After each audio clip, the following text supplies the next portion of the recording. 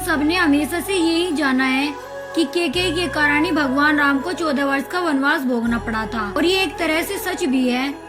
और हमारे मन में माता केकई की एक ऐसी नकारात्मक नारी की छवि बनी है जिसने अपने पुत्र भरत को राजगद्दी दिलाने के लिए भगवान राम को वनवास भेजा था। परंतु ये पूरा सच नहीं है। जिस तरह ये कहा जाता है कि किसी भी घटना या कार्य के पीछे कोई न कोई कारण अवश्य होता है, वैसे ही श्री राम को वनवास भेजने के पीछे भी माता केकई के कई कारण थे। हमारे धर्म ग्रंथों के अनुसार आता है कि बचपन में एक बार श्री राम खेल रहे थे। तब उन्होंने खेलते खेलते पीछे से आकर माता केकई की आंखों पर हाथ रखकर उनसे कहा, माँ मैं आज आपसे कुछ मांगना चाहता हूँ। तब केकई ने कहा कि पुत्र बिना हिचकिचाहट के मांगो, ये माँ अपने प्रिय पुत्र को क्या दे सकती है। तब श्री राम ने कहा कि पहले आप मुझे वचन दो कि मैं जो भी मांगूंगा आप मुझे वो दोगी।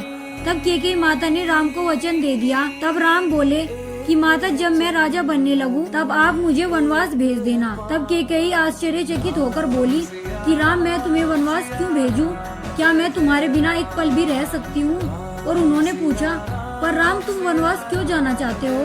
तब श्री राम बोले कि माँ मैंने इस धरती पर भक्तों के सुख तथा राक्षसों का वध करने के लिए अवतार लिया है, और जब मैं वनवास से लौटूंगा तो सिर्फ राम नहीं मर्यादा पुरुषोत्तम श्री राम कहलाऊंगा। ये सब सुनकर माता केकई ने दुखी मन से राम की सारी बातें मान ली। इसलिए माता केकई को भगवान राम को वनवास भेजने का दोष देना गलत है, क्योंकि उन्होंने राम के कहने पर ही उन्हें वनवास भेजा था। केकई का दूसरा कारण भगवान राम को वनवास भेजने का ये भी था कि एक बार राजा दशरथ रानी केकई के साथ कहीं जा रहे थे।